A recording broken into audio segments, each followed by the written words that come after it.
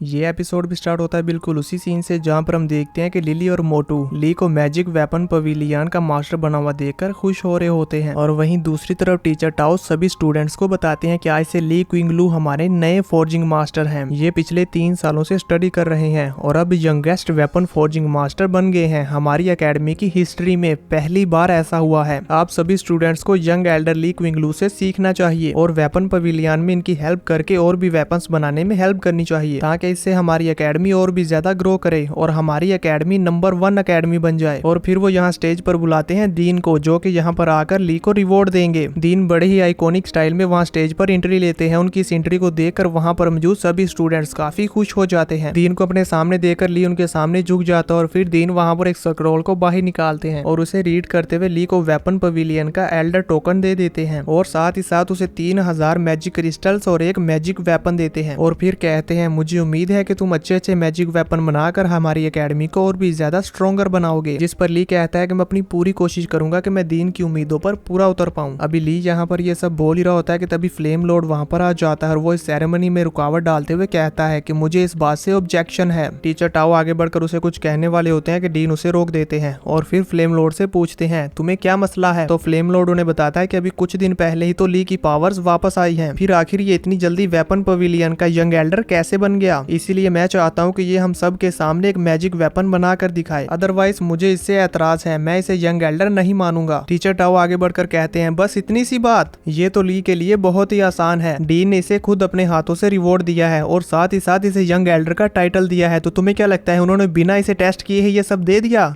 Of course उन्होंने पहले इसकी एबिलिटीज को चेक किया है, उसी के बाद उन्होंने इसे ये सब कुछ दिया है। और तुम सिर्फ एक स्टूडेंट हो, तुम्हारी हिम्मत कैसे हुई इस तरह का क्वेश्चन करने की? तुम वाकई में ही अनपढ़ गवार हो। फ्लेम लॉर्ड उनसे जुबान लड़ाते हुए कहता है अगर ये हमारे सामने मैजिक वेपन बनाकर दिखा देता है तो मैं कोई भी सजा झेलने के लिए तैयार हूँ। अभी यहाँ पर ये बात चल ही रही थी कि तभी एक साइड से मिस्टर मू आ जाते हैं। मिस्टर मू वहाँ पर आते हुए कहते हैं डीन, अब क्योंकि कोई स्टूडेंट मेरे सक्सेसर पर डाउट कर रहा है तो इसलिए ली क्विंगलू को इन सब के सामने एक मैजिक वेपन फोर्ज करने दिया जाए ताकि इन सबको भी मालूम हो जाए कि ली वाकई में ही इस टाइटल का हकदार है। मास्टर मू लाओ की ये बात सुनकर डीन कहते हैं ठीक है और फिर वो ली से पूछते हैं ली क्विंगलू क्या तुम इनके सामने एक मैजिक वेपन फोर्ज करने के लिए रेडी हो? जिस पर ली कहता है जी बिल्कुल। ली की ये बात सुनकर मोटू और लिली दोनों ही शॉक्ड हो जाते हैं और वहाँ पर मौजूद सभी लोग आपस में बातें करने लगते हैं कि क्या ये वाकई ही हमारे सामने मैजिक वेपन फोर्ज करेगा। वहीं फ्लेम लॉर्ड अपने मन में सोच रहा होता है अभी पता चल जाएगा कि तुम फेक बन रहे हो या वाकई में ही तुम्हारे अंदर कुछ एबिलिटीज हैं। हम देखते हैं कि शीमैन भी दूर एक पिलर के पीछे छुपकर ये सारी बातें सुन रही होती है। अब ली आगे बढ़ते हुए कहता है क्योंकि यहाँ पर किसी को मेरे मास्टर बनने से ऐतराज है तो इसलिए मैं यहाँ सबके सामने एक मैजिक वेपन फोर्ज करके दिखाऊंगा ताकि सबको ये मालूम हो जाए कि मैं वाकई में ही इस टाइटल के काबिल हूँ। वो इसलिए क्योंकि मैं नहीं चाहता कि दोबारा से कोई मेरी एबिलिटीज पर डाउट करे और फ्यूचर में मुझे इससे रिलेटेड कोई भी परेशानी आए। ली की बात सुनकर वहाँ पर मौजूद सभी लोग आपस में बातें करने लगते हैं तो डीन उससे कहते हैं चलो ठीक है तुमने अच्छी स्पीच दी, अब इन सबको मैजिक वेपन बनाकर दिखाओ। फिर हमें कुछ देर बाद का सीन दिखाया जाता है जहाँ पर वो लोग स्टेज के ऊपर एक टेबल लगा देते हैं और वहाँ पर एक वेपन और बाकी उस वेपन को बनाने के लिए जो भी सामान चाहिए होता है वो सब लाकर रख देते हैं। और फिर वहाँ पर एकेडमी के सभी टीचर्स और डीन एक साइड पर बैठ जाते हैं और सभी स्टूडेंट ली को उस वेपन को फोर्ज करने के लिए देखने के लिए बेताब होते हैं। अब ली वहाँ स्टेज पर आता है और वहाँ पर आकर उस वेपन को उठाकर फोर्ज करना शुरू कर देता है जहाँ पर हम देखते हैं कि सबसे पहले ली उस वेपन के ऊपर पैटर्न्स बनाना शुरू करता है। ली को इतनी तेजी से पैटर्न बनाते हुए देखकर सभी टीचर्स हैरान हो जाते हैं और डीन भी कहते हैं वाओ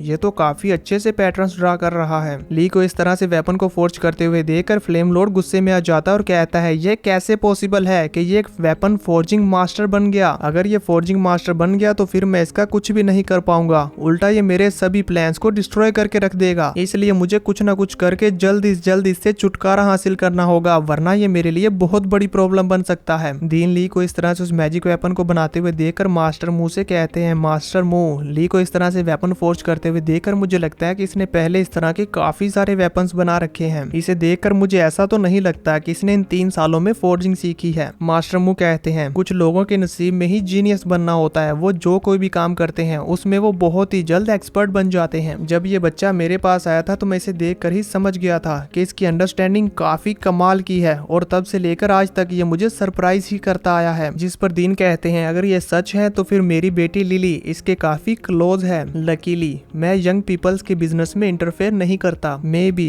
फ्यूचर में मुझे weapon forging master son in law मिलने वाला है। वहीं हम ली को देखते हैं जो कि सक्सेसफुली उस वेपन के ऊपर पैटर्न ड्रा कर लेता है और फिर खुश होते हुए कहता है मैंने सक्सेसफुली इसके ऊपर पैटर्न तो ड्रा कर लिया, अब मुझे इसके लिए एक अच्छा सा डीमन कोर चूज करना होगा। फिर ली वहां पर पड़े डीमन कोर्स में से एक डीमन कोर को उठा लेता है जो कि लेवल 5 के पर्पल लाइटनिंग ड्रैगन का डीमन कोर होता है। मास्टर मूलाओ ये देखकर हैरान हो जाते हैं और कहते हैं कि इसे तो लेवल 5 का डीमन कोर चूज करना चाहिए, वही इसके लिए ज्यादा सूटेबल है। पर ली उन्हें इशारा कर कहता है बट मैं लेवल 5 का डीमन कोर यूज करना चाहता हूँ। टीचर मूलाओ भी समझ जाते हैं कि ये अपने आप को यहाँ पर साबित करना चाहता है। तो फिर चलो देखते हैं कि आखिर तुम कितने काबिल हो। तुमने ये लेवल 5 का डीमन कोर चूज तो कर लिया, पर क्या तुम इसे फ्यूज कर पाओगे? अभी पता चल जाएगा। मास्टर मूलाओ अपने मन में ये सोच रहे होते हैं तो वहीं दूसरी तरफ ली उस डीमन कोर को वेपन के साथ फ्यूज करना स्टार्ट कर देता है। जैसे ही ली उस डीमन कोर को उस वेपन के साथ फ्यूज करता है तभी उसके अंदर से एक लेवल 5 का पर्पल लाइटनिंग ड्रैगन बाहर आ जाता है और ये उस ड्रैगन की स्पिरिचुअल बॉडी होती है। उस ड्रैगन को देखकर वहां पर मौजूद सभी स्टूडेंट्स हैरान हो जाते हैं और कहते हैं ये ड्रैगन कितना स्केरी है और इसकी एनर्जी भी काफी ज्यादा स्ट्रॉन्ग है। अगर ली के पास स्ट्रॉन्ग मेंटल स्ट्रेंथ नहीं हुई तो मुझे डर है कि वो इसे सप्रेस नहीं कर पाएगा। क्या इस लड़के को फेलियर से डर नहीं लगता? तो वहीं उसके पास खड़ा स्टूडेंट कहता है कि अगर ली ने इस लेवल 5 के पर्पल लाइटनिंग ड्रैगन को सप्रेस कर लिया तो फिर मैं आज के बाद इसे बिग ब्रदर बुलाया करूंगा। अब वो पर्पल लाइटनिंग ड्रैगन ली के ऊपर अटैक करने के लिए आगे बढ़ता है तो ली अपनी पावर्स को यूज करते हुए उस ड्रैगन को सप्रेस करना शुरू कर देता है, जहाँ पर हम देखते हैं कि ली को उसे सप्रेस करने में काफी मुश्किल हो रही होती है। मास्टर मूव भी समझ जाते हैं कि इस ड्रैगन की सोल की पावर ली के लिए काफी स्ट्रॉन्ग है, मुझे डर है कि वो इसे ज्यादा देर तक संभाल नहीं पाएगा। ली को इस तरह से प्रॉब्लम में फंसा हुआ देखकर फ्लेम लॉर्ड काफी खुश हो रहा होता है और कहता है ये तो अच्छा है कि मुझे इसे मारना नहीं पड़ेगा, ये खुद ब खुद ही इस पर्पल लाइटनिंग ड्रैगन के हाथों मारा जाएगा। ली को इस तरह से उस ड्रैगन के साथ उलझे हुए देखकर ली की रिंग में से आवाज आती है और वो उससे कहती है अगर तुम खुद को इसी तरह से पुश करते रहे तो मुझे डर है कि इस ड्रैगन को संभाल पाना तुम्हारे लिए इम्पॉसिबल होगा, तो क्यों ना मैं इसे संभालने में तुम्हारी हेल्प करूं। जिस पर ली भी उसकी हेल्प एक्सेप्ट कर लेता है और कहता है हाँ जल्दी करो और मेरे लिए इसको सप्रेस करो। ली की रिंग ली की हेल्प करती है जिससे हम देखते हैं कि ली के लिए उस ड्रैगन को सप्रेस कर पाना आसान हो जाता है और वो बड़ी ही आसानी से उस ड्रैगन की सोल को सप्रेस करके वेपन के साथ मर्ज करने में कामयाब हो जाता है, जिसकी वजह से वहां पर एक जोरदार ब्लास्ट होता है। इस ब्लास्ट की एनर्जी इतनी ज्यादा थी कि इसकी वजह से सभी टीचर्स भी हिल जाते हैं और स्टूडेंट्स के लिए भी इसे रोक पाना काफी मुश्किल हो रहा था। अब इस ब्लास्ट के कुछ देर बाद हम देखते हैं कि ली ने सक्सेसफुली उस मैजिक वेपन को फोर्ज कर लिया होता है। ये देखकर फ्लेम लॉर्ड का तो वहां पर खून खोल जाता है, जबकि बाकी सभी स्टूडेंट्स उनके मुंह खुले के खुले रह जाते हैं और जो ली के फ्रेंड्स होते हैं वो तो वहां पर खुशी के मारे नाचने लगते हैं। दीन भी ये देखकर बहुत खुश हो जाते हैं कि वाकई में ही ली ने तो हमारी एकेडमी का नाम रोशन कर दिया। और फिर ली ने जो मैजिक वेपन फोर्ज किया होता है डीन उसे वो गिफ्ट में दे देते हैं। अब टीचर टाओ स्टेज पर आकर कहते हैं कि ली ने आप सभी को मैजिक वेपन फोर्ज करके दिखा दिया, क्या अब आप सब लोग सेटिस्फाइड हैं? फ्लेम लॉर्ड फिर से बीच में टांग अड़ाते हुए कहता है टीचर टाओ मैं इस मैजिक वेपन की पावर्स को ट्राई करना चाहता हूँ। उसकी ये बात सुनकर टीचर टाओ डीन की तरफ देखते हैं तो डीन इस बात की परमिशन दे देते हैं। टीचर टाओ अब ली से कहते हैं कि ली ये वेपन मुझे दो, मैं इसकी पावर्स को चेक करना चाहता हूँ। तो ली कहता है नहीं टीचर टाओ आपको परेशान होने की जरूरत नहीं है, मैं इस वेपन को किसी को देने के बारे में सोच रहा हूँ, तो क्यों ना वही इस वेपन को ट्राई करे। और फिर ली वहाँ पर लिली को आगे बुलाता और कहता है लिली ये स्वॉर्ड तुम्हारे लिए सूटेबल है, तो क्या तुम इस स्वॉर्ड की पावर्स को चेक करना चाहोगी? लिली भी खुशी खुशी इसके लिए मान जाती है और फिर ली उस वेपन को लिली को हैंड ओवर कर देता है। ली को ऐसा करता हुआ देखकर शीमैन को बहुत ज्यादा गुस्सा आता है और वो ली के ऊपर इतनी ज्यादा गुस्सा हो जाती है कि वो कहती है मैं तुम्हें फ्यूचर में इसके लिए रिग्रेट फील करवाऊंगी। वहीं लिली और ली को एक साथ देखकर वो सभी स्टूडेंट्स बहुत खुश हो रहे होते हैं और कहते हैं वाओ ली कितना हैंडसम है और लिली कितनी ब्यूटीफुल, इन दोनों की जोड़ी तो कमाल की है। वहीं फ्लेम लॉर्ड का चमचा उसे शांत करने की कोशिश करता है पर वो उसे झटक देता है। डीन खुश होते हुए मास्टर मुंह से कहते हैं मास्टर मुंह आपने तो वाकई में ही कोयले की खदान से हीरा खोज निकाला है। मास्टर मुंह ने चिढ़ाते हुए कहते हैं ओल्ड फोक्स तुम्हें इतना फायदा हो गया और अब तुम इस तरह से बिहेव कर रहे हो। अब लिली उस वेपन की पावर्स को ट्राई करती है। जैसे ही लिली उस वेपन की पावर्स को एक्टिवेट करती है तो हम देखते हैं कि उसके अंदर से फौरन ही वो लेवल 5 का पर्पल लाइटनिंग ड्रैगन बाहर आ जाता है, जिसे देखकर सभी लोग काफी ज्यादा हैरान हो जाते हैं और कहते हैं कि वाकई में ही ये वेपन तो काम कर रहा है। डीन भी ये देखकर खुश हो जाते हैं और कहते हैं सच में ली ने तो लेवल 5 मिडिल स्टेज का मैजिक वेपन बना डाला जिसकी क्वालिटी काफी अच्छी है। मेरी बेटी अभी लेवल 4 पर है लेकिन फिर भी वो लेवल 5 के मैजिक वेपन को यूज कर पा रही है और साथ ही साथ उसकी पावर्स को भी रिलीज कर रही है। ये सच में कमाल है और ये जो वेपन ली ने उसे बना कर दिया है ये भी उसके लिए परफेक्ट है।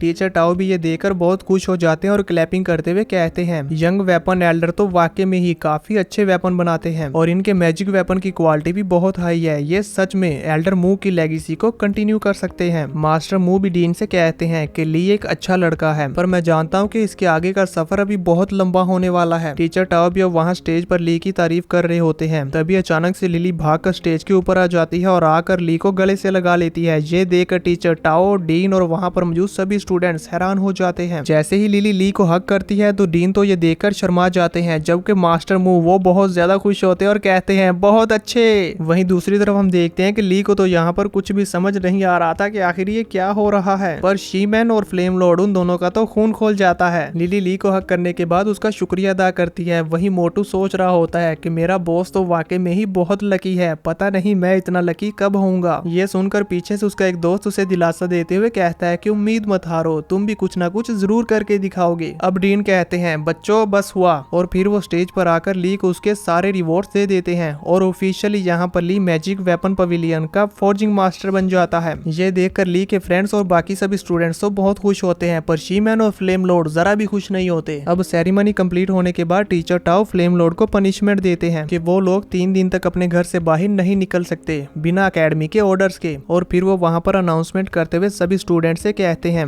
बहुत ही जल्द ट्रिमिनल कंपटीशन आने वाला है, सभी स्टूडेंट्स वापस जाओ और कंपटीशन की तैयारी करो। उनकी ये बात सुनकर सभी स्टूडेंट वहाँ से तैयारी के लिए चले जाते हैं। अब हमें शाम का सीन दिखाया जाता है जहाँ पर हम डीन को देखते हैं जो कि अपनी एकेडमी के टीचर्स के साथ मीटिंग कर रहे होते हैं। उस मीटिंग में वो बात कर रहे होते हैं कि कैसे हम इस कंपटीशन में नंबर 1 पर आ सकते हैं। इसके लिए हमें अपनी एकेडमी के 5 सबसे बेस्ट स्टूडेंट्स को निकालना होगा जो कि हमें इस कंपटीशन में जीत दिला सके और हमारी क्विंगलू एकेडमी की रेपुटेशन दोबारा से पहले जैसी हो जाए जैसी कि आज से 20 साल पहले थी। इसलिए अब हमें बच्चों को और भी अच्छे से पढ़ाना होगा। आप सब तो जानते ही हैं कि हमारी एकेडमी में कुछ स्टूडेंट्स ऐसे हैं जिन्होंने हाल ही में लेवल 4 का ब्रेक थ्रू किया है और उनमें काफी ज्यादा पोटेंशियल है। मुझे लगता है कि हमारे पास अभी भी एक उम्मीद है कि हम बाकी सभी एकेडमीज के साथ कम्पीट कर सकते हैं। और आप सबने तो देखा ही है कि ली क्विंगलू हाल ही में कितना ज्यादा स्ट्रॉन्ग हो गया है। मुझे उम्मीद है कि कंपटीशन आते आते वो और भी ज्यादा स्ट्रॉन्ग हो जाएगा और वही हमारी एकेडमी को नेक्स्ट लेवल तक लेकर जाएगा। यहाँ पर डीन और बाकी सभी टीचर्स आपस में बात कर रहे होते हैं तो वही दूसरी तरफ हम ली को देखते हैं जो अपने बीस्ट के ऊपर बैठकर बड़ी ही तेजी के साथ अपने रूम में आ जाता है और 5 कलर क्रिस्टल को बाहर निकालकर बैठते हुए कहता है कि अब टाइम आ गया है कि मैं इस 5 कलर स्टोन को रिफाइन करूं। अब मुझे हार्ड वर्क करना होगा ताकि मैं अपनी क्विंगलू अकेडमी की ग्लोरी को वापस से रिस्टोर कर पाऊं। ये कहने के बाद ली वहां पर कल्टीवेशन करने के लिए बैठ जाता है। अब ली यहाँ पर कल्टीवेशन कर रहा होता है तो उसकी इसी कल्टीवेशन जर्नी के साथ हमारा ये एपिसोड यहीं पर खत्म हो जाता है।